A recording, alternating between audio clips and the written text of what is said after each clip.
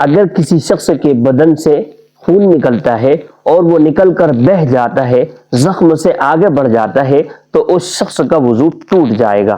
اور اگر زخم سے نکلنے والا خون اتنی کم مقدار میں ہے کہ وہ زخم سے نکل کر بہہ نہیں سکتا بلکہ وہیں پر جمع ہوا ہے، رکا ہوا ہے، تو پھر اس خون کے نکلنے سے وضو نہیں ٹوٹے گا۔ اسی طریقے سے بدن کے کسی حصے پر سے خون نکلتا ہے اور اس کو کپڑے سے یا کپاس وغیرہ کے ذریعے سے پونچھتا رہتا ہے، صاف کرتا رہتا ہے، اور اتنی زیادہ مقدار میں پونچھ لیتا ہے، اس کو صاف کر لیتا ہے کہ اگر اس کو صاف نہیں کرتا وہ خون اسی زخم پر رہتا تو وہ وہاں سے بہہ پڑتا۔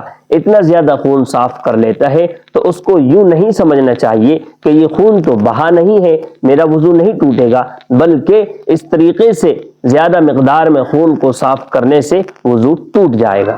اسی طریقے سے اگر خون کپڑوں پر لگ جاتا ہے تو دیکھا جائے گا کہ وہ ہتھیلی کی گہرائی جو تقریباً 1 روپیے کے برابر ہوتی ہے، اتنا یا پھر اس سے بھی کم مقدار میں کپڑوں پر لگا ہوا ہے اور اسی کے ساتھ میں ہم نے نماز پڑھ لی ہے تو وہ نماز ہو جائے گی۔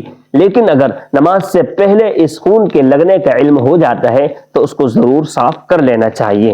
اور اگر کپڑوں پر لگا ہوا خون ہتھیلی کی گہرائی جو تقریباً 1 روپیے کے برابر ہوتی ہے اس سے زیادہ ہے تو پھر اس کے ساتھ میں نماز پڑھنا درست نہیں ہے۔ اگر اس کے لگے ہوئے ہونے کی حالت میں نماز پڑھ لی ہے تو اس نماز کو دہرانا ضروری ہے۔ اگر نماز سے پہلے اس کا علم ہو جاتا ہے تو اس کو دھونا ضروری ہے۔ واللہ اعلم بالصواب۔